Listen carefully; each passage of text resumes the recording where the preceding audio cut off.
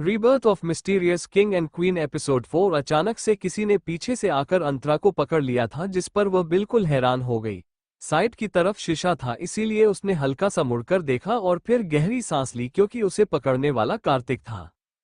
कार्तिक ने उसके बालों को एक तरफ किया और फिर अपने होठों को उसके कंधे और गर्दन के बीच में रखा और उसे लगातार किस करने लगा, जिस पर कुछ पल के लिए अंतरा उस किस में बहकी और उसने अपनी आंखें बंद कर ली। लेकिन तभी जैसे उसे कुछ याद आया और उसने तुरंत कार्तिक का हाथ अपने पेट से हटाया और मुड़कर उसे हैरानी से देखने लगी, जिस पर कार्तिक भी रुक गया और उसे देखने लगा। कार्तिक इस सवालिया नजरों से देख रहा था, जिस पर अंतरा बोली, आपने मुझे किस किया? Are you serious? आपकी तबीयत तो ठीक है ना? आपने मुझे किस किया, वह भी गर्दन पर, लेकिन आपके प्रॉमिस के अकॉर्डिंग आप सिर्फ मेरे गालों पर और मेरी हथेली को चूमते हैं, तो आज गर्दन कैसे निशाना बनी? आप ड्रिंक करके आए हैं क्या?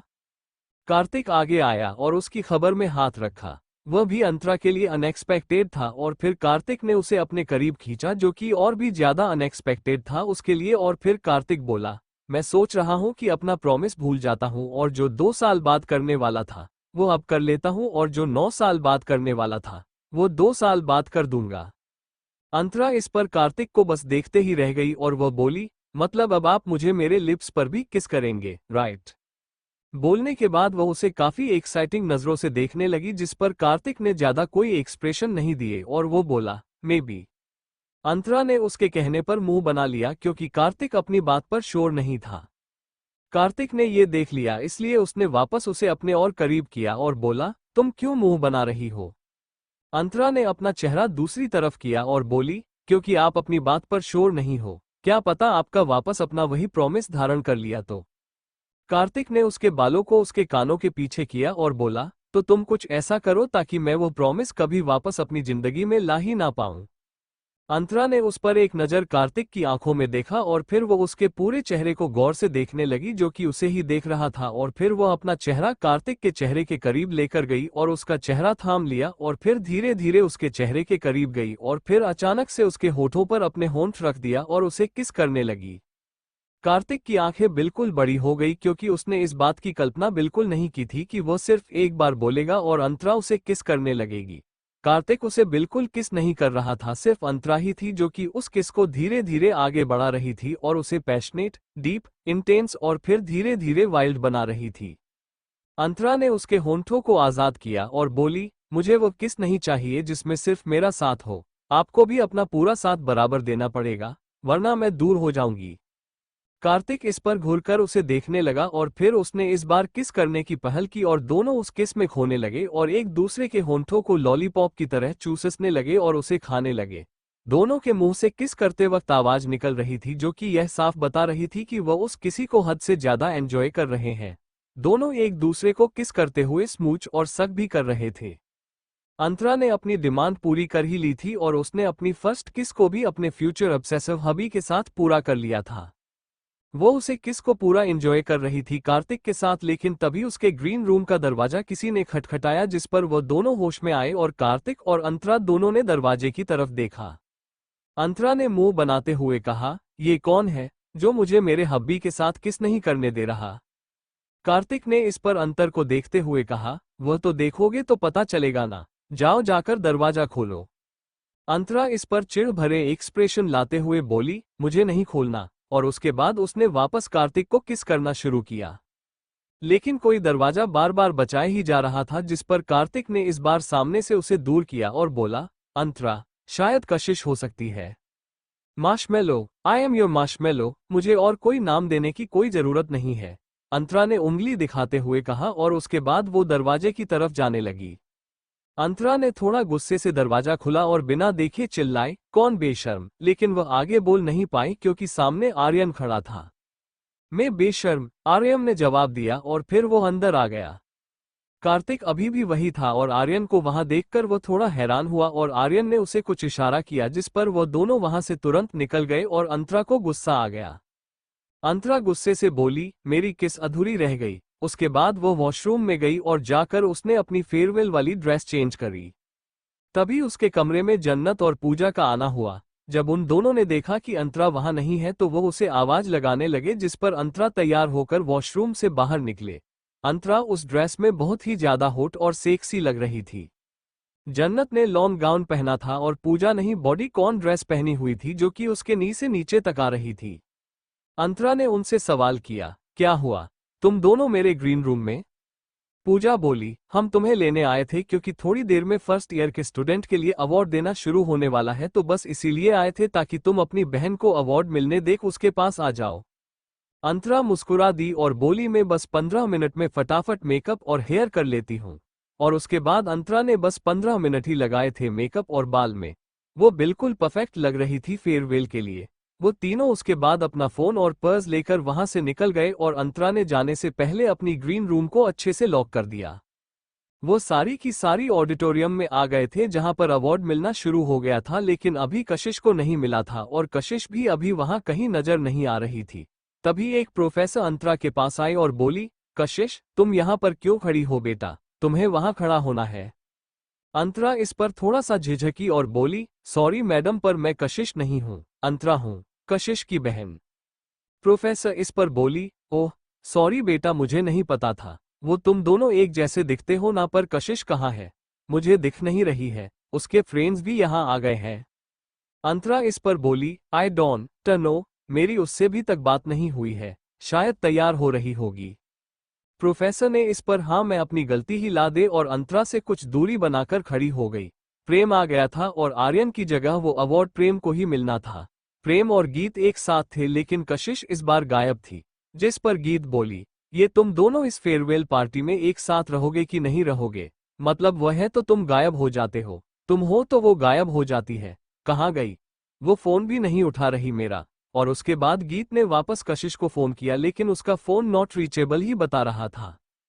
नेक्स्ट अवार्ड कशिश और प्रेम को ही मिलना था और उन दोनों को स्टेज पर बुलाने की बात हुई, जिस पर प्रेम भी आगे नहीं बढ़ा और कशिश, उसका तो कुछ पता ही नहीं था। और यहाँ अंतरा भी कशिश को फोन लगा रही थी लेकिन वही सेम चीज अंतरा के साथ हो रही थी, कशिश का फोन नॉट रीचेबल बता रहा था। प्रोफेसर भी उसे फोन ट्राई कर रही थी लेकिन कशिश फोन नहीं उठा रही थी, जिस पर थक हार कर वह अंतरा के पास गई और बोली, अंतरा बेटा एक हेल्प कर दो मेरी प्लीज। हाँ बोलिए, अंतरा ने कहा तो प्रोफेसर धीरे से बोली, तुम अपनी बहन की जगह उसका अवार्ड कलेक्ट करने चली जाओ। अंतरा, पूजा, जन्नत तीनों हैरान हो गए और अंतरा बोली, आप ये क्या बोल रही है मैम, मैं अपनी बहन का अवार्ड कलेक्ट करूं? मैं अपनी बहन का अप्रिशिएशन अपने ऊपर लूं? ये गलत बात है। यह अवार्ड, यह अप्रिशिएशन, ये तालियां मेरी बहन की है, मेरी नहीं है। डांस उसने किया था, मैंने नहीं किया था, तो मैं अवार्ड कलेक्ट करने कैसे जा सकती हूँ? प्रोफेसर इस पर अंतरा को समझने की कोशिश करते हुए बोली, देखो बेटा, कशिश फोन नहीं उठा रही है और वो मुझे बताकर नहीं गई है कि वो कहाँ गई है, कितनी देर में आएगी, और फिलहाल तुम्हारी बहन का और प्रेम का नाम अनाउंस हो गया है और 2 मिनट बाद ही दोबारा अनाउंस हो जाएगा, और मैं नहीं चाहती कि प्रिंसिपल सर को और वाइस प्रिंसिपल मैम को गुस्सा आ जाए। प्लीज, ये हमारे कॉलेज की रेपुटेशन का सवाल है, हमारे कॉलेज का ये फेयरवेल लाइव चल रहा है, पूरा वेस्ट बंगाल हमारे कॉलेज को देख रहा है और मैं नहीं चाहती कि कोई तमाशा हो जाए। प्लीज बेटा, अपनी बहन की जगह जाकर अवार्ड को कलेक्ट कर लो। अंतरा अभी राजी नहीं हो रही थी, जिस पर जन्नत बोली, अंतरा आई थिंक तुम्हें प्रोफेसर की बात मान लेनी चाहिए, क्योंकि तुम अगर बात नहीं मानोगी तो तमाशा हो जाएगा खाम खा, और तुम अपनी बहन की जगह नहीं ले रही हो, बस उसके बिहाफ पर उसका अवार्ड ले रही हो। तुम कुछ मत बोलना, कोई स्पीच मत बोलना, थैंक यू बोल देना बस, और जैसे ही कशिश आ जाए उसे यह अवार्ड वैसे दे देना और उसे सॉरी बोल देना, पर प्लीज अभी जाकर अवार्ड ले लो।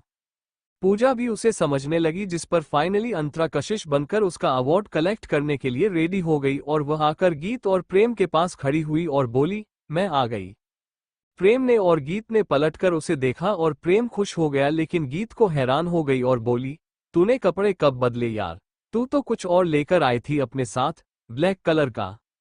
अंतरा, जो कि इस वक्त उन दोनों के सामने कशिश थी, वो बोली, हमें भी स्टेज पर चलना चाहिए, अवार्ड कलेक्ट करना है। प्रेम और अंतरा आगे बढ़े और उन दोनों ने जाकर अवार्ड को कलेक्ट किया और फिर वापस आ गए। गीत और प्रेम एक तरफ जा रहे थे लेकिन अंतरा ने अपना रास्ता बदल दिया, जो देखकर वह दोनों हैरान हो गए, और अंतरा जाकर जन्नत और पूजा के पास खड़ी हुई और उन्हें वह अवार्ड और अपना पर्स देते हुए बोली, संभाल कर रखना अपने पास, मैं कशिश को देखकर आती हूँ, न जाने ये लड़की कहाँ गायब हो गई है। कशिश गायब हो गई है, पीछे से आवाज आई और फिर तीनों ने उस तरफ देखा तो गीत और प्रेम खड़े थे और यह आवाज गीत की थी। वह आगे आई और बोली, मतलब तुम कशिश नहीं हो, तुम अंतरा हो, जिसने अपनी बहन का अवार्ड ले लिया। कैसी बहन हो, अपनी बहन का अवार्ड लेने आ गई, शर्म नहीं आए? मुझे तो लगा तुम कितनी अच्छी हो, सबकी हेल्प करती हो, पर तुम तो दगाबाज निकली, अपनी बहन का अवार्ड ले लिया। उसके दिल के बारे में सोचा भी नहीं कि उसे कैसा लगेगा कि उसका अप्रिशिएशन उसकी बहन ने ले लिया, सिर्फ शक्ल का फायदा उठाकर। अंतरा इस पर थोड़ा गुस्से से बोली, मुझे इसीलिए अपनी बहन का अवार्ड नहीं चाहिए था क्योंकि मुझे पता था कि वह तो मुझे कभी कुछ नहीं बोलेगी, लेकिन अगर बाहर वाले लोगों को पता चलेगा कि मैंने उसका अवार्ड कलेक्ट किया है तो वह मुझे जरूर ऐसे ही बेफिजूल के ताने मारेंगे। जन्नत इस पर बोली, तो इतना हाइपर मत हो और जाकर कशिश को ढूंढ, उसका मिलना बहुत जरूरी है, पता नहीं कहाँ गायब हो गई है, 1 घंटा हो गया है, हम इनको देखते हैं। अंतरा कशिश को ढूंढने के लिए निकल गई थी और यहाँ जन्नत और पूजा ने गीत और प्रेम को समझा दिया था कि अंतरा ने जानबूझकर कशिश का अवार्ड कलेक्ट करने नहीं गई थी, बल्कि कशिश काफी समय से मिल नहीं रही है और ना ही वो फोन उठा रही है किसी का। सब हैरान परेशान हो गए और अब वह भी इधर उधर निकल गए कशिश को ढूंढने के लिए। उनके लिए फेयरवेल पार्टी बाद में थी, लेकिन पहले दोस्त का मिलना जरूरी था। अंतरा वापस उसे फोन करते हुए उसकी ग्रीन रूम में गई तो देखा कि वह बिल्कुल खाली है और उस ग्रीन रूम को देखकर बिल्कुल ऐसा नहीं लग रहा था कि कुछ गड़बड़ हुई है, इसलिए वह उसे बंद करके वापस आई और इस बार वो लिफ्ट में चली गई। वो वापस उसे फोन करने लगी लेकिन लिफ्ट में टावर नहीं आ रहा था, इसलिए उसने अपना पर पटका और बोली, डैम इट, ये लिफ्ट में टावर क्यों नहीं आता है। वो गुस्से से दोबारा कशिश को फोन करते हुए लिफ्ट से निकले, लेकिन तभी अचानक से सामने से आते किसी से टकरा गई और अंतरा को बेहिसाब गुस्सा आया और बिना देखे उसने उसे सुनाया, अबे अंधा है क्या, दिखता नहीं है कि सामने से कोई आ। लेकिन वह अपनी बात को पूरा नहीं कर पाई जब उसने अपने सामने उन दो शख्स को देखा और वह थोड़ा सा घबराई और नॉर्मल भी हुई। सामने कार्तिक और आर्यन खड़े थे जो उसे ऐसे गुस्से में देखकर थोड़ा आराम थे और कार्तिक बोला, क्या हुआ, ऐसे गुस्सा क्यों कर रही हो। अंतरा की गहरी सांस ली और बोली, कुछ नहीं हुआ है, आप जाकर अपना फेवरेट एंजॉय कीजिए, मैं जाती हूँ। और उसके बाद वह जाने लगी, लेकिन तभी आर्यन को कुछ अजीब लगा और उसने अंतरा की कलाई पकड़ ली, जिस पर वह रुक गई और उसने मुड़कर आर्यन को देखा और आर्यन ने गहरी आवाज में सीरियस टोन में पूछा, क्या हुआ है। और फेयरवेल पार्टी फर्स्ट ईयर के स्टूडेंट के लिए है, हमारे लिए नहीं है, हम सिर्फ इनवाइटेड है, तो बताओगे हुआ क्या है। अंतरा की आवाज काफी भारी हो गई क्योंकि 1 घंटे से कशिश नहीं मिल रही थी और कशिश उसकी बहन थी, जुड़वा बहन थी। वह भी उसके लिए परेशान होती थी, रोती थी और अब वो उन दोनों के सामने अपना रोना नहीं छुपा पाई और अपने आंखों से आंसू निकलते हुए बोली, कशिश नहीं मिल रही है, 1 घंटा हो गया है, फोन भी नहीं उठा रही है, कब से नॉट रीचेबल बता रहा है, पता नहीं कहाँ चली गई।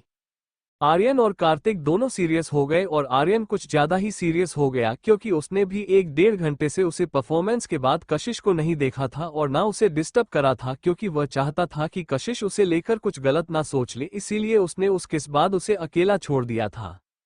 वॉट डिड यू मीन कि मिल नहीं रही है, आर्यन ने सख्त लहजे में पूछा तो अंतरा बोली, नहीं मिल रही है मतलब नहीं मिल रही है, अब मैं इसका और क्या जवाब दूं, पूरा कॉलेज ढूंढ रही हूं मैं, कहीं ना कहीं तो होगी ही, पता नहीं कहाँ चली गई है। अंतरा की आंखों से अभी भी आंसू निकल रहे थे, जिस पर कार्तिक उसके पास आया और उसके चेहरे को पकड़कर उसके आंसुओं को साफ किया तो अंतरा उसके गले लग गए और बोली, प्लीज ढूंढ लीजिए ना मेरी बहन को, मैं उसके बिना नहीं रह सकती, वही है बस मेरे पास एक फैमिली के नाम पर। कार्तिक ने बड़े ही प्यार से उसकी कमर को सहलाया और बोला, आई नो और टेंशन मत लो, हम दोनों तुम्हारी हेल्प करते हैं। और तुमने उसका ग्रीन रूम चेक किया। अंतरा ने उसके सीने पर सर रखकर हाँ में अपनी गर्दन हिला दे तो कार्तिक ने आर्यन को देखा और आर्यन थोड़ा गुस्से में आ चुका था। उसने फोन निकाला और अपने आदमियों को फोन किया और कशिश को ढूंढने के लिए पूरे कॉलेज में फैला दिया और खुद भी उन दोनों के साथ अब उसे ढूंढने निकल गया। यहाँ दूसरी तरफ एक ग्रीन रूम में चेयर पर कशिश बंधी हुई थी और उसके सर पर कपड़ा बंधा हुआ था और हल्का सा खून दिख रहा था उस ऑरेंज कलर के कपड़े में, जैसे कि उसके सर पर शायद वार हुआ हो।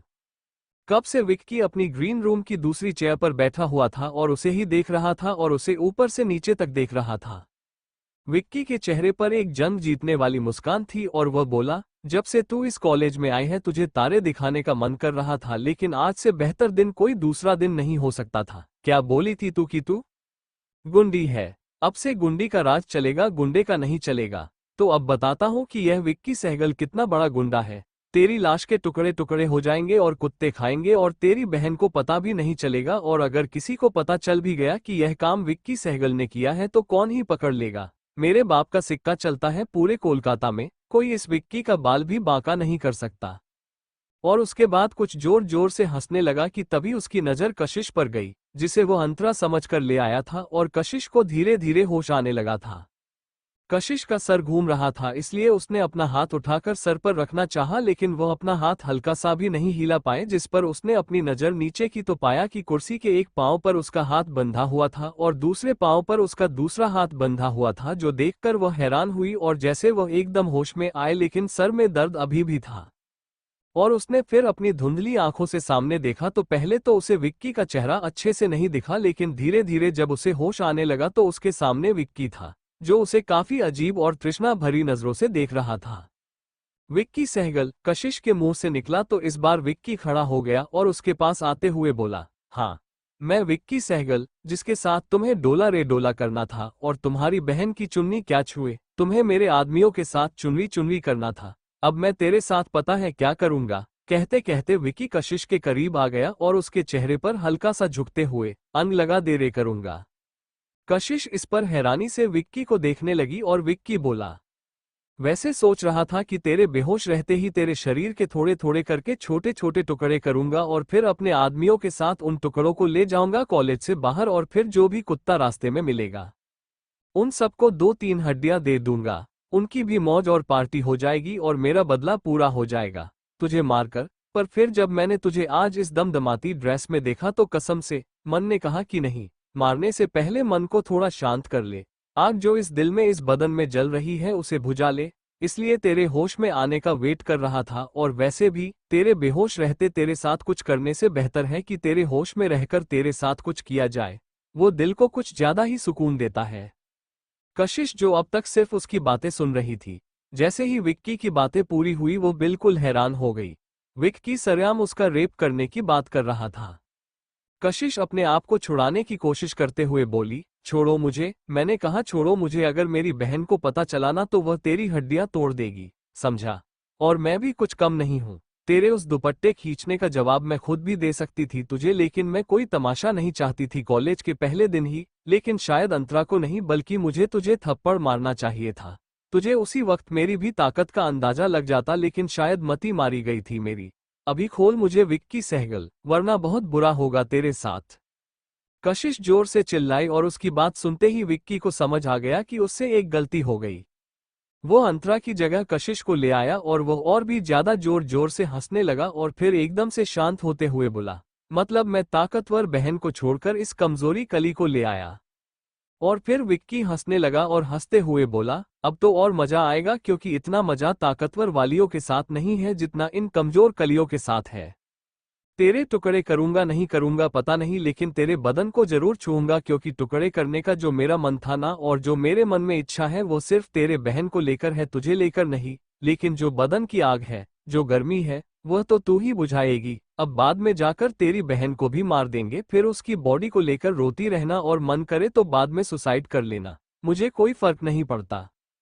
कशिश गुस्से से विक्की को देख रही थी, लेकिन वो फिलहाल कुछ भी करने की स्थिति में नहीं थी, क्योंकि उसके हाथ को और पर को विक्की ने काफी कसकर रस्सी से बंधा था। और उसके बाद विक्की उस ग्रीन रूम के एक ड्रॉअर की तरफ गया और उसमें कुछ ढूंढने लगा, और फिर उसमें से एक सीजर निकले और उस सीजर को लेकर वो कोशिश की तरफ मुड़ा और काफी अजीब और तृष्णा भरी नजरों से उसे देखने लगा, और कशिश तुरंत समझ गई कि वो उस सीजर से उसकी ड्रेस को फाड़ने आएगा। कशिश अपनी गर्दन को ना में हिलाते हुए बोली, मेरी ड्रेस को छूना भी मत विक्की। लेकिन कहाँ उसकी बात का असर विक्की के ऊपर पड़ने वाला था। वह आगे बढ़ा और घुटने पर बैठ गया और बोला, काफी अदा से तुम्हारी इस ड्रेस को हौले हौले फाड़ूंगा। कशिश ने ब्लैक कलर की नी लेंथ ड्रेस पहनी हुई थी, जो कि काफी ज्यादा सुंदर थी।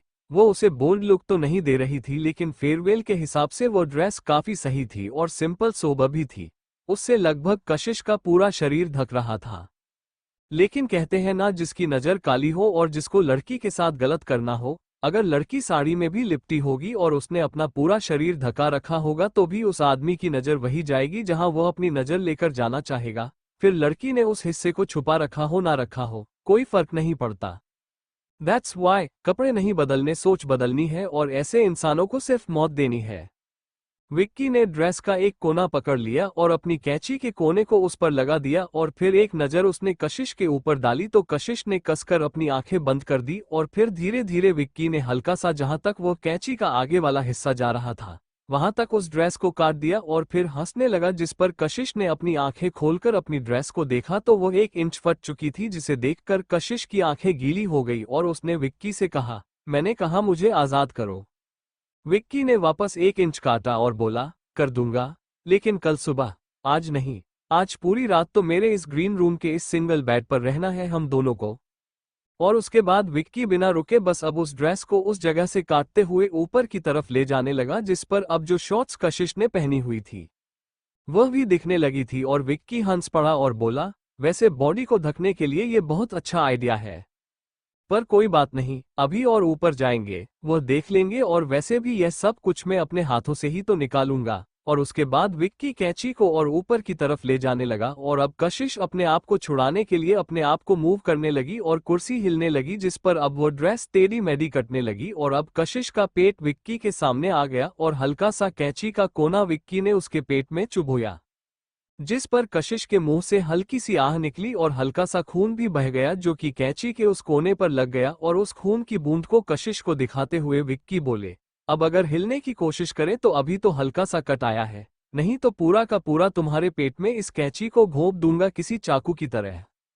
कशिश उसे हैरानी से देखने लगी और विक्की उस ड्रेस को फाड़ने में बिजी हो गया कि तभी उसका फोन बजा और उसने फोन उठाकर देखा तो उसके किसी आदमी का कॉल था और उसने उस फोन को अपने कान से लगाया तो उसका आदमी बोला, भाई आप कहाँ हैं? अगर आप अपनी ग्रीन रूम में हैं तो उस लड़की को लेकर वहां से निकल जाएं क्योंकि उस लड़की की बहन और वह कोई 2 लड़कों को अपने साथ लेकर आ रही है, वह भी उसी तरफ।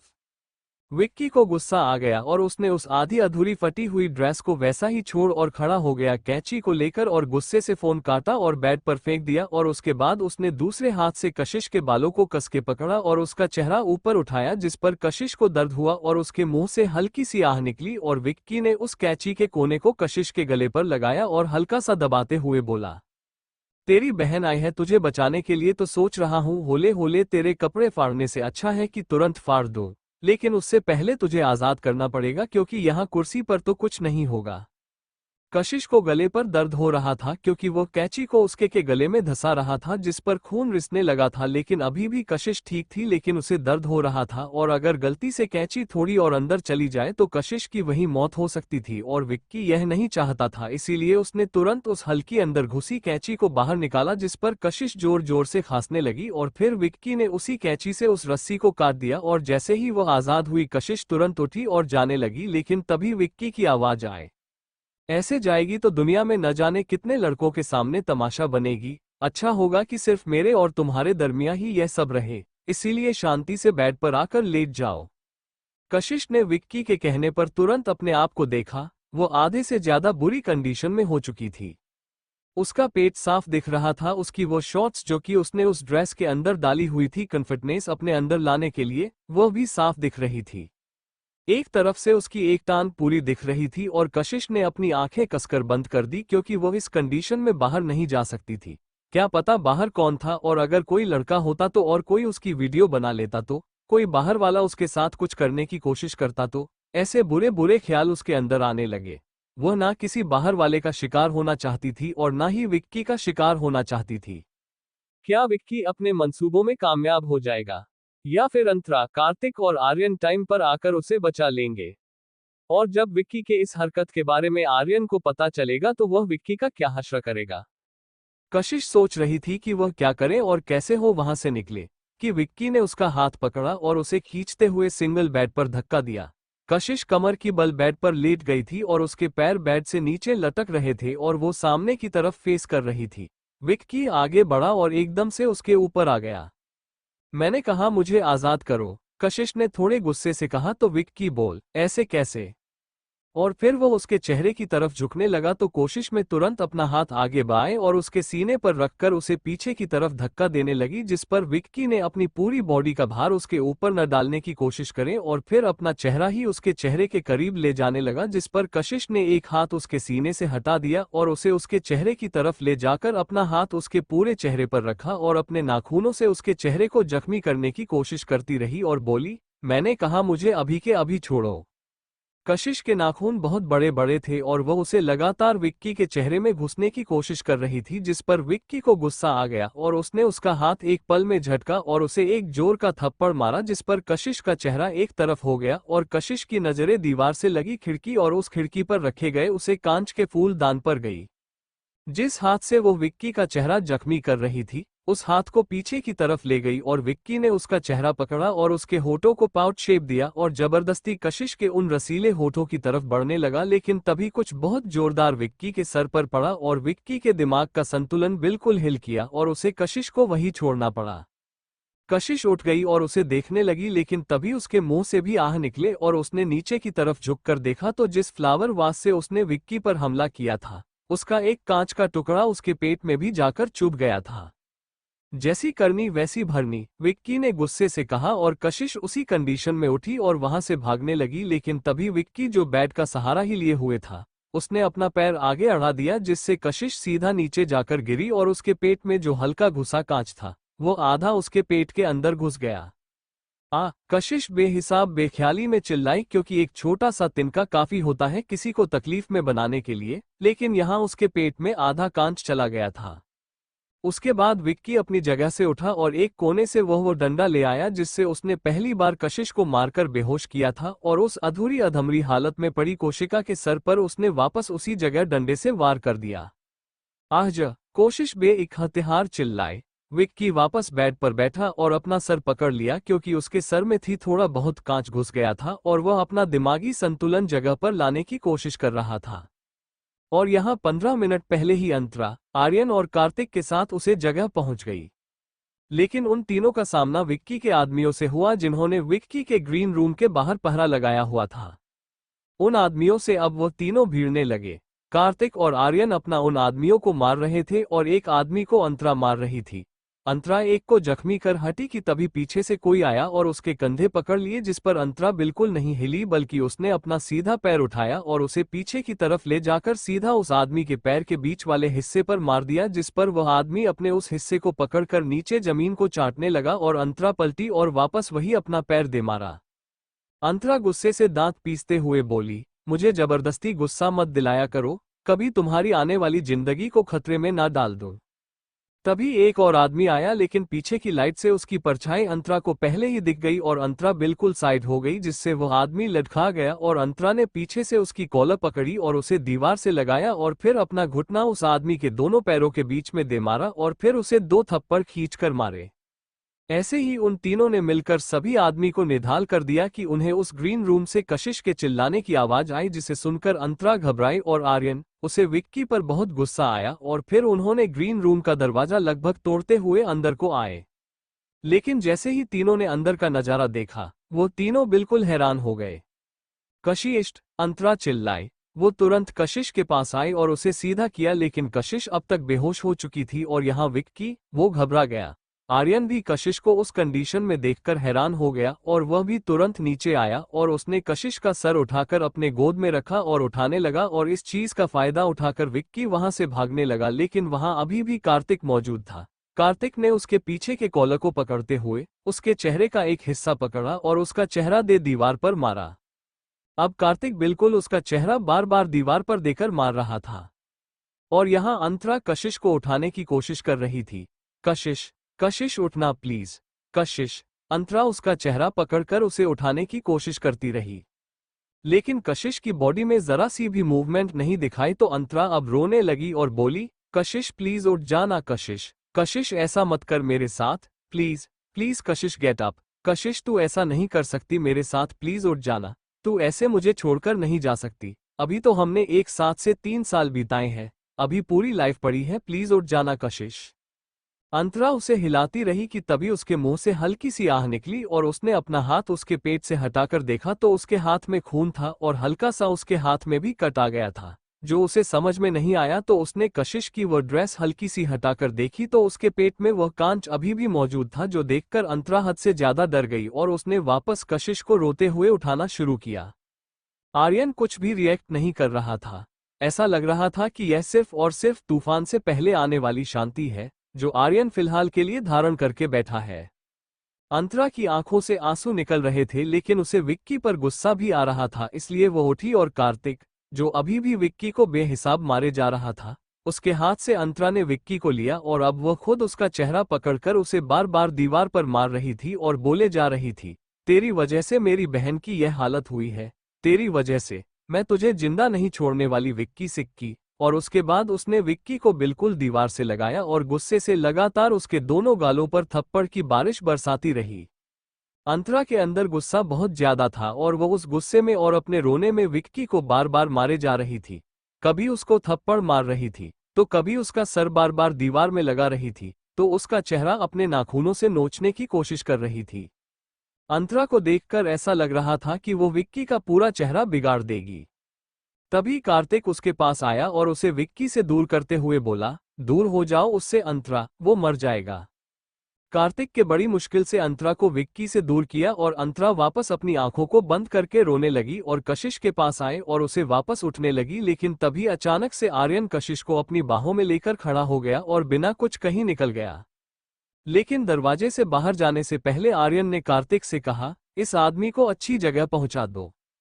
कार्तिक ने अपने आदमियों को इशारा किया और वो विक्की को वहां से उठाकर अपने स्पेशल एरिया की तरफ लेकर चले गए। अंतरा वापस रोने लगी तो कार्तिक ने उसका सर अपने सीने से लगाया और उसे शांत करने लगा तो अंतरा रोते हुए बोली, ये सब मेरी वजह से हुआ है, सब कुछ मेरी वजह से हुआ है। अगर मैं इस आदमी से पंगा ना लेती तो आज मेरी बहन के ये हालात नहीं होती। मेरी वजह से हुआ ये सब कुछ मेरी वजह से। मैं बहुत बुरी इंसान हूं, तभी तो जिससे मैं प्यार करती हूं वो हमेशा दुखी ही होता है, जख्मी ही होता है। Nothing is like that Antara, calm down. Kartik ने उसकी कमर को सहलाते हुए उसे शांत करते हुए कहा, लेकिन अंतरा ने वापस अपनी गर्दन उसके सीने पर रख ही नामे हिलाते हुए कहा, नहीं, मेरी ही गलती है, यह इंसान गलती से मेरी बहन को ले आया, वरना यह मुझे यहाँ लेकर आने वाला था। काश मैं अपनी बहन की जगह होती तो आज ये कंडीशन मेरी होती और मेरी बहन ठीक होती। जो पनिशमेंट मेरी बहन को मिली है उस पनिशमेंट की असली हकदार में थी। जो यह मेरी बहन के साथ हुआ, कुछ मेरे साथ होना था। आज मेरी मौत होनी थी, ना कि मेरी बहन जख्मी होनी थी। आज सिर्फ एक गलती ने मेरी बहन की ये हालत कर दी। मैं बहुत बुरी हूँ, बहुत बुरी। कार्तिक को अंतरा की बात पर बहुत गुस्सा आ रहा था, लेकिन फिलहाल वो उसे सुना नहीं सकता था, इसीलिए वो खामोश रहा और रोते हुए अंतरा आगे बोली, मैं बहुत बुरी हूँ। तभी तो मम्मी पापा मुझे छोड़कर चले गए, क्योंकि मैं उन्हें बहुत परेशान करती थी। मेरी गलती की वजह से मेरी बहन भी मम्मी पापा से दूर हो गई। उससे अच्छा तो मैं मर जाती, उस दिन तो अच्छा होता। अंतरा और भी ज्यादा रोने लगी और यह मरने वाली बात कार्तिक से बर्दाश्त नहीं हो, लेकिन वो फिलहाल पहले से ही बुरी कंडीशन में जा चुकी थी। वो उसे क्या तकलीफ देता। कभी वहां पर गीत, प्रेम, जन्नत और पूजा भी आ गए और जब उन्होंने इस तरीके से अंतरा को पागलों की तरह रोते हुए देखा तो वह सब हैरान हो गई और वह सब आगे आए और जन्नत अंतरा के पास आई और उसे पकड़ते हुए बोली, अंतरा, ये तूने अपनी क्या हालत बना ली। अंतरा ने रोते रोते उन्हें देखा और फिर कार्तिक के सीने से लगकर रोने लगी और सिसकने लगी। वो हर चीज का जिम्मेदार खुद को ठहरा रही थी। तभी अचानक से अंतरा का रोना अचानक ही बंद हुआ। कार्तिक ने अंतरा का चेहरा अपने सीने से हटाकर आगे करते हुए देखा तो अंतरा रोते रोते ही उसके सीने में सर रखे बेहोश हो चुकी थी। कार्तिक ने ये देखा तो तुरंत उठा और अंतरा को गोद में उठाया और उसे लेकर वहां से निकल गया और यहाँ पर वह चारों रह गए और दोनों बहनों के लिए अच्छाई की कामना करने लगे। अगले दिन सुबह का वक्त, हॉस्पिटल। कशिश एक वीआईपी रूम में एडमिट थी और डॉक्टर ने उसे नींद का इंजेक्शन दे दिया था ताकि वह अच्छे से रेस्ट कर सके। और आर्यन, वो बिल्कुल कशिश के बेड के साइड में कुर्सी लगाकर बैठा हुआ था और उसके हाथ को कसकर अपने हाथ में थाम रखा था, ऐसे कि अगर उसने उसका हाथ छोड़ दिया तो कशिश उससे न जाने कितनी दूर चली जाएगी। वो शायद इतना दूर चली जाएगी कि वो उसे कभी वापस अपने पास न पा सकेगा। दूरियां नहीं चाहिए तुझसे, चाहिए तेरी करीबी। तेरे बिना हर खुशी है जैसे बेवजह अधूरी। तेरे नजदीक रहकर ही मन को मिलती है राहत, तेरे बिना हर रात है जैसे सपनों की मायूसी।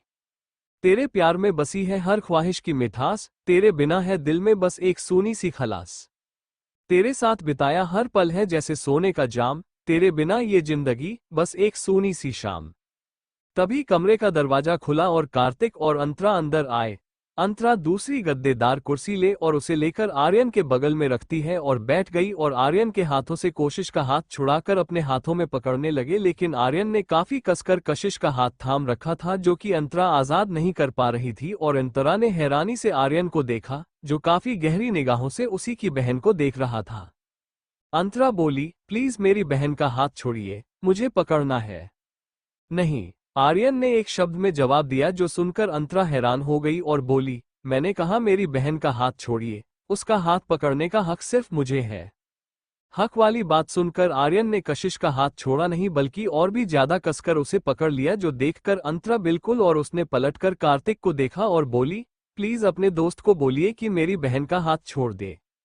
कार्तिक जो कि उनके पास आ गया था और जब उसने अंतरा की बात सुनी तो उसने आर्यन और आर्यन के उस हाथ को देखा जो कि कशिश की हाथ को पकड़े हुए था और वो शांति से खड़ा रहा। उसने आर्यन को कुछ भी बोलने की कोशिश नहीं की। अंतरा खड़ी हुई और कार्तिक से बोली, चुप क्यों है? बोलिए अपने दोस्त को कि मेरी बहन का हाथ छोड़ दे, वो मेरी बहन है। And I am her possessed lover who can kill anyone who hurts my baby sweet corn just like your obsessed lover who can kill anyone for her marshmallow। Aryan ने अभी भी कशिश का हाथ नहीं छोड़ा और बोला। अंतरा हैरानी से मुड़कर आर्यन को देख रही थी। आर्यन की बात सुनकर अंतरा बिल्कुल हैरान हो गई और उसने वापस कार्तिक को देखा तो कार्तिक ने कहा, जैसे तुम अपनी बहन के लिए पागल हो वैसे ही आर्यन भी तुम्हारी बहन के लिए पागल है। मीन्स? अंतरा ने आंखें छोटी कर कर सवाल किया तो कार्तिक आगे आया और बोला, जिस तरीके से मैं तुम्हारे लिए ऑब्सेसिव हूँ उसी तरीके से मेरा दोस्त तुम्हारी बहन के लिए पोजेस्ड है। इससे ज्यादा शायद तुम्हें समझाने की और कोई जरूरत नहीं कि मेरा दोस्त तुम्हारी बहन से मोहब्बत करता है। अंतरा बिल्कुल हैरान होगी और फिर वह वापस आर्यन को देखने लगी जिसके हाथ में इस वक्त कशिश का हाथ था और वह वापस गई और आर्यन के हाथ से कशिश का हाथ आजाद करते हुए बोली, बिल्कुल भी नहीं, एक माफिया मैन को मैं कभी अपनी बहन नहीं दूंगी। मेरी बहन की जिंदगी में सिर्फ प्रॉब्लम होगी इस इंसान की वजह से जो मैं नहीं चाहती। अंतरा पूरी कोशिश कर रही थी लेकिन आर्यन ने कशिश का हाथ आसान नहीं किया। अंतरा ने गुस्से से आर्यन को कहा, हाथ छोड़िए मेरी बहन का, दोस्ती तक ठीक है लेकिन मोहब्बत इश्क ये सब बिल्कुल नहीं होगा। आर्यन अभी भी कशिश को देख रहा था और बोला, तो फिर तुम्हें कार्तिक को भी छोड़ देना चाहिए। क्या बकवास है? अंतरा ने चिल्लाते हुए आर्यन को देखा और कार्तिक ने भी आर्यन को देखा तो आर्यन ने इस बार अपनी नजरें उठाकर पहले अंतरा को देखा और फिर कार्तिक को देखा और फिर कार्तिक को देखते हुए ही बोला, तुम्हारा ये होने वाला ऑब्सेस्ड हबी ये भी तो माफिया है। मेरे घर में तो सबको पता भी है कि मैं माफिया हूँ, लेकिन इसके घर में तो किसी को भी नहीं पता कि यह माफिया है और वह भी आज से नहीं है, 4 साल से है, जब तुम इसके घर आई थी ना तब से है यह माफिया। अंतरा कार्तिक का ये सच जानकर हैरानी से उसे देखने लगी और उसे हैरानी से देखते हुए अपने शब्द कहे, आप माफिया है? Yes, I am a mafia man. Kartik ने पहले आर्यन को देखा और फिर अंतरा को देखते हुए जवाब दिया। लेकिन सवाल यह उठता है कि अंतरा को कैसे पता चला कि आर्यन एक माफिया है? लेकिन जवाब ढूंढने में ज्यादा वक्त नहीं लगा क्योंकि अंतरा को बताने वाला खुद कार्तिक था कि आर्यन की फैमिली एक माफिया फैमिली है। अंतरा को शुरू में बहुत ज्यादा अजीब लगा था लेकिन आर्यन की हरकतें, उसकी कैर, उसकी बातें कभी यह चीज नहीं दर्शाती थी कि वो उसके और उसकी बहन के लिए कभी खतरा बन जाएगा, इसलिए उसने कशिश और आर्यन की दोस्ती तक को एक्सेप्ट किया था। लेकिन कशिश और आर्यन की मोहब्बत को वो एक्सेप्ट नहीं कर पा रही थी। लेकिन जब यहाँ अब उसकी खुद की मोहब्बत ही वो है तो वो आर्यन को कैसे अपनी बहन के करीब जाने से रोक सकती थी। लेकिन फिर भी वो बोली, ये कुछ भी हो, इनको मैं अच्छे से जानती हूँ पर मैं आपको नहीं जानती। मैं अब भी आपकी मोहब्बत मेरी बहन के लिए है उसका विरोध करती हूँ। कार्तिक इस पर बोला, पर मैं इस चीज का विरोध बिल्कुल नहीं करता।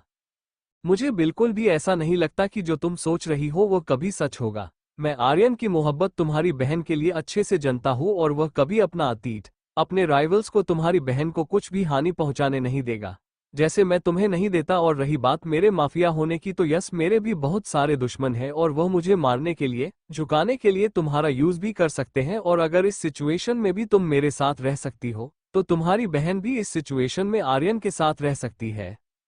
अंतरा इस पर कार्तिक के पास आई और बोली, लेकिन आपको माफिया बनने के लिए कहा किसने था?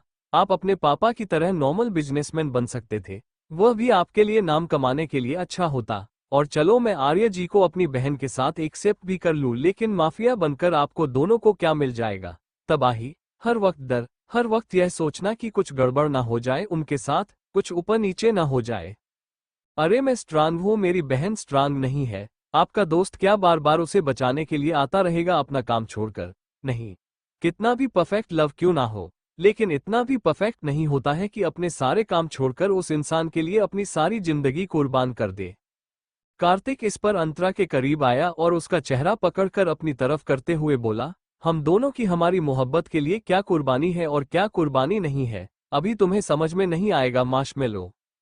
पर जैसे जैसे बड़ी हो जाओगी और अकल आ जाएगी, तब समझ आ जाएगा और उस दिन तुम्हें यह एहसास भी हो जाएगा कि आर्यन से बेटर कोशिश के लिए कोई नहीं और कार्तिक से बेटर अंतरा के लिए कोई नहीं, और अगर कोई तीसरा इन दोनों लड़कियों की जिंदगी में बेटर बनने की कोशिश करेगा तो उसकी जिंदगी एन बेटर करने में हमें ज्यादा वक्त नहीं लगेगा।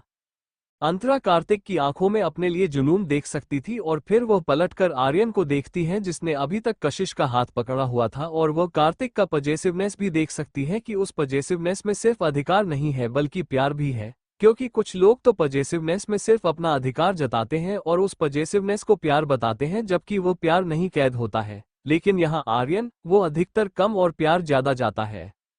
हाँ हो दीवाना आशिक है, थोड़ा साइको भी बोल सकते हैं, लेकिन वह पागल नहीं है कि कशिश थोड़ी सी गलती करे और पागलों की तरह उसे ही पनिशमेंट देने के लिए आगे आ जाए। पजेसिवनेस में जब तक वो गलती ज्यादा बड़ी और किसी तीसरे को बीच में लाने वाली ना हो तब तक पजेसिवनेस में पनिशमेंट नहीं दी जाती। अंतर को फ्रेश एयर चाहिए थी, इसीलिए वो वहां से चली गई। 2 दिन बाद सिंह रंधावा पैलेस, कशिश अपने कमरे में थी और उसके साथ उन्नति और फलक भी थी।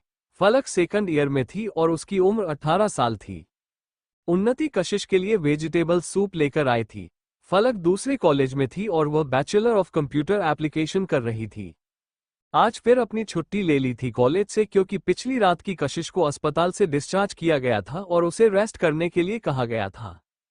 कशिश बेड पर बैठी हुई थी और उसके साइड में फलक बैठी हुई थी और बेड के पास गद्दार कुर्सी लगाकर उसे पर उन्नति बैठी हुई थी और अपने हाथों से वह वेजिटेबल सूप कशिश को पिला रही थी।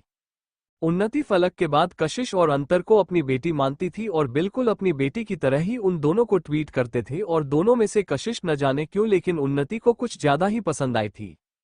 कशिश शांति से उस सूप को पी रही थी कि तभी अचानक से कमरे में कार्तिक आया और उसने देखा कि अंतरा वहां नहीं है, तो इसीलिए वह वहां से निकल गया और उन्नति को अजीब लगा कि वह आया तो कुछ बोल क्यों नहीं और आते ही तुरंत बाहर चला गया, लेकिन उसने ज्यादा ध्यान नहीं दिया क्योंकि उसे फिलहाल कशिश की तबीयत पर अपना ज्यादा ध्यान देना था। कार्तिक वहां से सीधा अंतरा की कमरे में गया, लेकिन वहां भी अंतरा नहीं थी कि तभी उसे कुछ आवाज आने लगी बालकनी से, और वह बालकनी में गया तो देखा अंतरा धूप में खड़ी थी, नंगे पैर।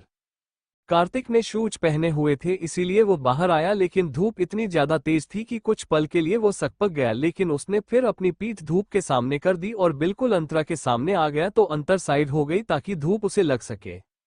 कार्तिक ने उसकी बाजू पकड़ी और अपने सामने करते हुए बोला, पागल हो गई हो क्या? इतनी तेज धूप में बीमार पाना है और यह नंगे पैर क्यों हो? स्लीपर क्यों नहीं है तुम्हारे पैर में, पर जल जाएंगे? अंतरा ने अपनी बाजू को कार्तिक के हाथ से छुड़ाया और फिर वापस धूप में खड़ी हो गई और धूप की तरफ अपना चेहरा किया और बोली, अच्छी बात है ना कि पैर जल जाएंगे। मेरी बॉडी को ये धूप इफेक्ट करेगी और मैं बीमार पड़ जाऊंगी। मुझे मेरी पनिशमेंट चाहिए, और अगर यह धूप मुझे वो पनिशमेंट देती है तो मुझे मंजूर है ये धूप। Are you out of your sense? Kartik ने गुस्सा किया और वापस उसे अपने आगे किया, लेकिन बार बार अंतरा धूप में जाने की जिद कर रहे थे तो कार्तिक ने दूसरे हाथ की बाजू भी पकड़ा और उसे उस ग्लास वॉल से लगा दिया जो कमरे और बालकनी के बीच में दीवार का काम कर रही थी, और फिर उसके करीब जाते हुए बोला, दिमाग खराब है क्या? एक बहन तो बीमार पहले से पड़ी है, दूसरी को भी पड़ना है? अंतरा ने इस पर चिल्लाते हुए कहा, हाँ मुझे बीमार पाना है। मुझे अपनी बहन की जगह लेनी है उस बीमारी में जो मेरे साथ होना था, जो तबीयत मेरी खराब होनी थी, जो हॉस्पिटलाइज्ड मुझे होना था। वो सारी की सारी चीज मेरी बहन के साथ हुई सिर्फ इसीलिए क्योंकि उस इंसान को मिसअंडरस्टैंडिंग हुई और उस एक मिसअंडरस्टैंडिंग की वजह से मेरी बहन की ये हालत है। वो बेड पर पड़ी है, मेरी हंसती खेलती मुस्कुराती हुई बहन के चेहरे पर मस्ती नहीं बल्कि उदासी है। बोल नहीं रही है, वो 2 दिन से किसी के साथ ढंग से ना ठीक से खा रही है। बस उस घटना को अपने दिमाग में लेकर बैठी हुई है। हम लोगों के साथ नहीं बीती है ना, इसीलिए तो हम उसे बार बार समझाने जा रहे हैं, लेकिन अगर यह बीती हम पर बीतती तो शायद हमें समझ आता कि वो इस वक्त अपने दिमाग में क्या सोच कर बैठी है और क्यों वो ये सब अपने दिमाग से नहीं निकल पा रही है। अरे वो कितनी ज्यादा सेंसिबल है, क्यों किसी को समझ में नहीं आता, क्यों सब उसे परेशानी में डालने पर लगे रहते हैं, और ऊपर से आपका वह दोस्त, वो मेरी बहन से प्यार करता है। अरे ऑलरेडी क्या प्रॉब्लम्स कम है हम दोनों की लाइफ में, जो एक माफिया मेरी बहन से प्यार करेगा। कार्तिक उसकी सारी बातें सुन रहा था और बोलते बोलते अंतरा की आंखों से वापस आंसू आने लगे थे। बहुत समय के बाद अंतरा वापस रोने लगी थी। शायद जब उन दोनों की पेरेंट्स की डेथ हुई थी उसी के बाद वो दोनों रोई थी, लेकिन अब ऐसा लग रहा था कि वो सिनेरियो वापस उन दोनों की लाइफ में घूमने लगा है। कार्तिक और अंतरा दोनों बालकनी में खड़े थे और इस बात से अनजान थे कि आर्यन कब से कमरे के बाहर खड़ा है और अंतरा के चिल्लाने की आवाज सुन रहा है, जो उसके अंदर गुस्से की आग भर रहा है। कार्तिक ने अंतरा का चेहरा अपने हाथों में लिया और बोला, अंतरा, क्यों तुम बार बार मेरे दोस्त को बीच में ला रही हो? वह माफिया है तो क्या हुआ? प्यार नहीं कर सकता क्या किसी से? अगर उसे किसी नॉर्मल लड़की से प्यार हो गया है तो उसमें उसकी क्या गलती, उसके दिल की क्या गलती? इस दिल को जिसके लिए धड़कन होता है वो धड़क जाता है, लेकिन अभी तुम छोटी हो इसलिए समझ में नहीं आ रहा। अंतरा अपनी रुंधियाई हुई आवाज में बोली, छोटी हूँ, छोटी हूँ, छोटी हूँ। मैं जिंदगी भर आपसे छोटी ही रहूंगी, वह भी पूरे 5 साल, लेकिन इसका मतलब यह नहीं है कि मैं हमेशा अकल में भी छोटी रहूंगी। मैं अपनी बहन से अकल में बहुत बड़ी हूँ। वह भले ही अच्छाई और बुराई की समझ लेकर घूमती है, लेकिन मैं दुनियादारी की समझ लेकर चलती हूँ और मुझे पता है कि माफिया की जिंदगी में क्या होता है, कितने दुश्मन होते हैं, कितनी तबाही होती है। अरे तूफान आ जाएगा, हम दोनों की जिंदगी में सैलाब उठेगा। क्या आप ये चाहते हैं कि मेरी और मेरी बहन की जिंदगी में ये सब हो? हम दोनों बस डरते रहे जिंदगी भर कि कभी हमारे साथ कुछ ना हो जाए, हमारी मोहब्बत के साथ कुछ ना हो जाए। आप क्यों माफिया बने? क्या मिलेगा आपको माफिया बनकर? आखिर आपके ऐसा कौन सा थ्रिल है जो माफिया बनने के बाद ही मिलेगा? नॉर्मल लाइफ से थ्रिल मिल सकता? क्या एडवेंचर ही करना है ना? तो और भी बहुत तरीके होते हैं एडवेंचर के लिए, माफिया बनना जरूरी नहीं होता। कार्तिक अपना चेहरा बिल्कुल अंतरा के चेहरे के करीब लेकर गया और बोला, do you know what marshmallow, तुम्हें फिलहाल समझना बहुत ज्यादा नामुमकिन है और मैं अपना दिमाग खराब नहीं करना चाहता तुम्हें समझाने में, लेकिन मुझे पता है कि एक दिन ऐसा जरूर आएगा जब तुम्हें जरूर लगेगा कि मेरे से बेटर तुम्हारे लिए कोई नहीं और मेरे दोस्त से बेहतर तुम्हारी बहन के लिए कोई नहीं। और उसके बाद कार्तिक वहां से चला गया। लेकिन जैसे ही वो दरवाजे पर आया उसने आर्यन को देखा, लेकिन उसने उसे कुछ नहीं कहा और वह वहां से चला गया और आर्यन भी मुड़ा और कशिश के कमरे को देखने लगा और तुरंत कशिश के कमरे में गया तो देखा उन्नति कोशिश के सर पर हाथ फेर रही है और उससे कुछ बातें कर रही है कि तभी आर्यन अंदर आया और बोला, मुझे कशिश को लेकर कहीं जाना है। 10 दिन बाद टीवी में न्यूज चल रही थी और हर किसी की नजर हर घर में सिर्फ टीवी पर थी, क्योंकि आज 10 दिन से गायब विक्की सहगल का पता चला था। कोलकाता की हावड़ा ब्रिज के नीचे एक लाश लटकी हुई थी और वह लाश किसी की नहीं बल्कि विक्की सहगल की थी और हावड़ा ब्रिज पर आज जाम लगा हुआ था। ब्रिज के बीचों बीच सीएम सहगल की कर थी और वह अपने बेटे की लाश को लिए वहीं पर मातम बना रहा था और रोए जा रहा था। पुलिस उन्हें सांत्वना देने की कोशिश कर रही थी, लेकिन कोई फायदा नहीं हो रहा था। सीएम जोर जोर से अपनी छाती पीट हुए रोए जा रहा था और उसे आदमी को गालियां बक रहा था जिसे उसके बेटे की जान ली थी। सीएम की आंखों के सामने विक्की का वो शरीर पड़ा हुआ था जो कि अब बेजान हो चुका था और उसके शरीर पर गोलियों के कई निशान थे। ऐसा लग रहा था कि गोलियों से उसको छलनी कर दिया गया है। पिछले 10 दिन से फेयरवेल के बाद से ही विक्की घर नहीं आया था। वह अचानक से कहीं गायब हो गया था। पहले उसके बाप को लगा कि वह अपने दोस्तों के साथ कहीं गया होगा, लेकिन एक दिन बीता, 2 दिन बीता, तब भी उसने कुछ ज्यादा नहीं सोचा। लेकिन जब तीसरा दिन आया लेकिन विक्की का फोन भी नहीं आया तो उसे टेंशन होने लगी और उसने विक्की के सभी दोस्तों को फोन किया, लेकिन किसी को भी विक्की के बारे में नहीं पता था। उसने पुलिस में कंप्लेंट दर्ज करवाई, कॉलेज गए पुलिस वाले, प्रिंसिपल से बात हुई, प्रिंसिपल को भी इस बारे में कुछ नहीं पता था। उस दिन फेयरवेल था और बहुत भीड़ थी और बहुत शोरगुल था। किसी को नहीं पता था कि ऐसे विकी फेयरवेल से गायब हो जाएगा और अब 10 दिन बाद उसकी ऐसे लाश मिलेगी। प्रिंसिपल को ये पता था कि फर्स्ट ईयर की एक स्टूडेंट के साथ विक्की ने जबरदस्ती करने की कोशिश की थी और यह बात हवा की तरह पूरे कॉलेज में फैल गई थी। लेकिन प्रिंसिपल ने सख्त कहा था कि कोई भी स्टूडेंट ये बात कॉलेज से बाहर नहीं लेकर जाएगा और ना ही अपने घर पर अपने पेरेंट्स को बताए, और अगर उन्हें पता चला कि यह बात बाहर गई है तो वह इमीडिएटली उस स्टूडेंट को कॉलेज से निकाल देंगे। और किसी भी स्टूडेंट ने इस डर से नहीं बताया, क्योंकि पता था यहां से निकल गए तो पूरे भारत में एडमिशन नहीं मिलेगा, क्योंकि यह सिर्फ कोलकाता और वेस्ट बंगाल का नहीं, इंडिया का नामी और सबसे ज्यादा रिपीटेड कॉलेज था और यहां एडमिशन मिलना मतलब पत्थर घिसने जैसा था और यहां से निकल जाने का डर हर किसी को था, इसीलिए सबने अपना मुंह बंद रखा। पुलिस पिछले 10 दिन से कुत्तों की तरह लगी हुई थी विक्की को ढूंढने के लिए। आखिर कोलकाता के सीएम का बेटा गायब हुआ था। कोलकाता का शायद ही कोई ऐसा सरकारी अफसर होगा जिसमें अपनी कोशिश ना लगे हो विक्की को ढूंढने में, लेकिन सब नाकामयाब रहे। और आज अचानक से सुबह एक मछुआरों ने विक्की की लाश को वहां देखा और उसने तुरंत पास के पुलिस थाने में कंप्लेंट की और वहां से यह बात मीडिया तक गई और अब ये बात पूरा वेस्ट बंगाल सुन रहा है। कुछ पुलिस ऑफिसर्स सीएम के पास थे और कुछ पुलिस ऑफिसर्स अभी भी इस बात की तहकीकात में थे कि आखिर विक्की को मारने वाला कौन है, लेकिन शायद मरने वाला काफी ज्यादा सतर्क और शातिर था। उसने एक छोटा सुराग भी नहीं छोड़ा था अपने खिलाफ। अब विक्की की लाश को फॉरेंसिक के लिए लेकर जाना था, लेकिन उसका बाप मना कर रहा था क्योंकि वह अपने बेटे की लाश के साथ कोई भी काटा पिटी होने नहीं देना चाहता था। लेकिन यह एक मर्डर केस था और फोरेंसिक टेस्ट होना बहुत ज्यादा जरूरी था, इसीलिए ना चाहते हुए भी सीएम को अपने बेटे की लाश फॉरेंसिक के लिए भेजनी पड़ी। कॉलेज में भी हर कोई स्टूडेंट है जो उसे वक्त फ्री था वो सिर्फ अपने फोन में न्यूज देख रहा था। अंतरा, पूजा और जन्नत, ये तीनों भी पूजा के फोन में न्यूज देख रही थी और अंतरा काफी हैरान थी। और अंतरा का अधिकतर शक कार्तिक और आर्यन पर जा रहा था, क्योंकि यही तो दोनों थे जिसे बर्दाश्त नहीं हुआ था कशिश के साथ वो सब होना। बाकी और किसको पता था कि वो लड़की कशिश है जिसके साथ ही बदतमीजी करने की कोशिश हुई थी। वो अचानक से ही बेंच से उठ गई तो जन्नत ने सवाल किया, क्या हुआ अंतरा, तो उठ क्यों गई? अंतरा ने कहा, वो मुझे कुछ याद आया है तो मैं करके आती हूँ, तुम दोनों बैठो। और उसके बाद वह चली गई। यह इनका फ्री लेक्चर था, क्योंकि जिस प्रोफेसर का ये लेक्चर हुआ करता था वो तबीयत खराब हो जाने के कारण आज छुट्टी पर थी, इसलिए सारे स्टूडेंट क्लास से बाहर इधर उधर घूम रहे थे।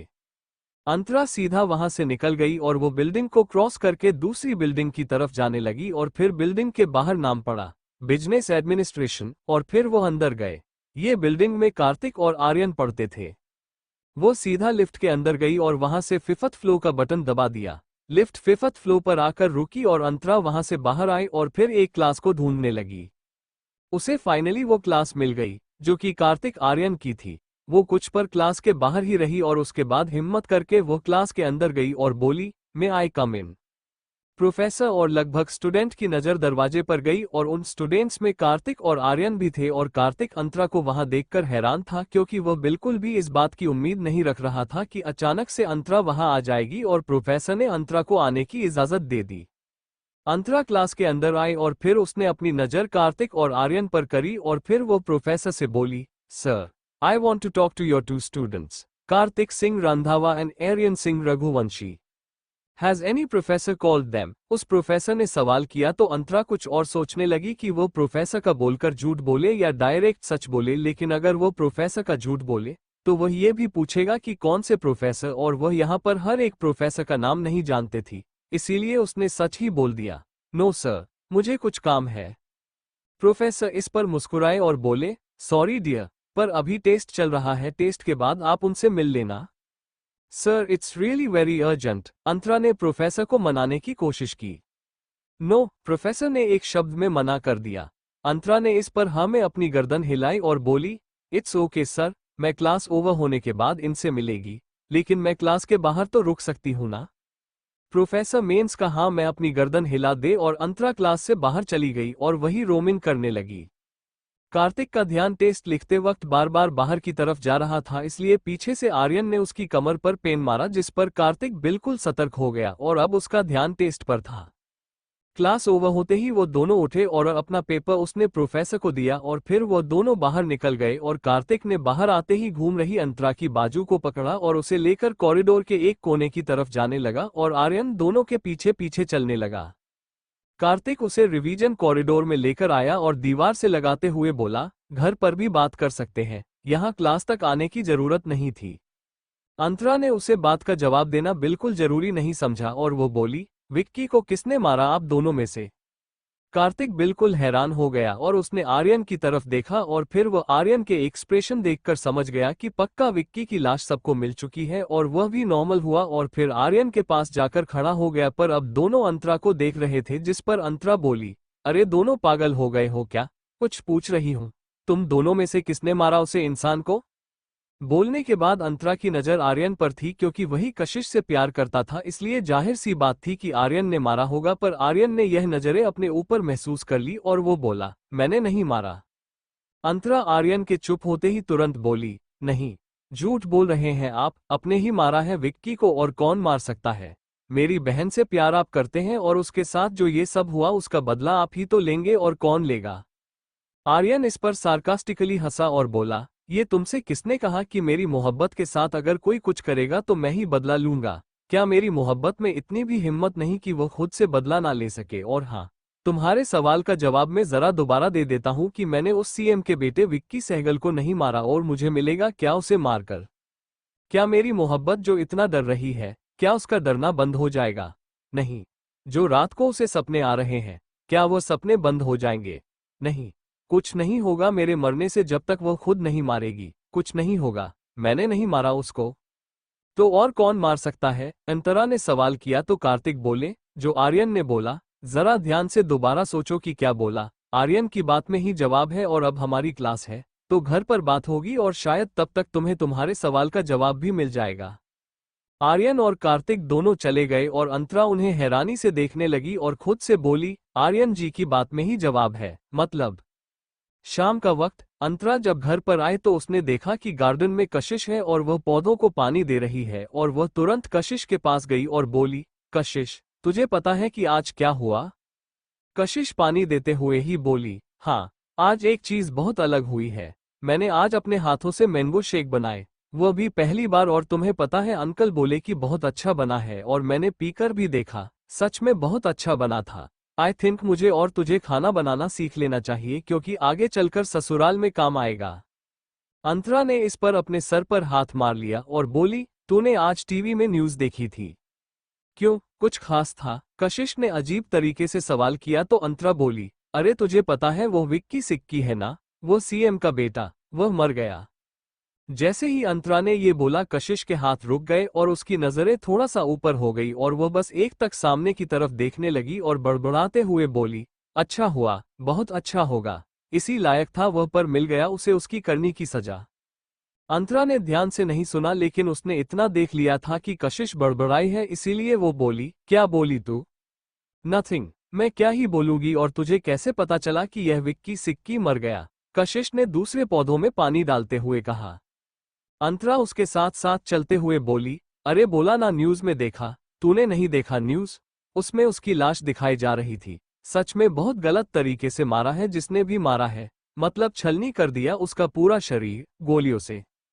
कशिश ने इस पर वापस अपने आप को रोक लिया और बोली, टीवी पर नहीं, हकीकत में देखा है, और शायद दुनिया से पहले देखा है। और वह वापस पौधों में पानी देने लगी तो अंतरा बोली, तू बहुत अजीब तरीके से रिएक्ट क्यों कर रही है? कशिश इस पर नॉर्मली बोली, मैं क्यों अजीब रिएक्ट करूंगी, मैं तो वैसे ही रिएक्ट कर रही हूँ जैसे पहले करती थी। शायद तू नशा करके आई है, इसीलिए तुझे ऐसा लग रहा है कि मैं अजीब रिएक्ट कर रही हूँ। उसके बाद वो दो पौधे छोड़कर आगे चली गई।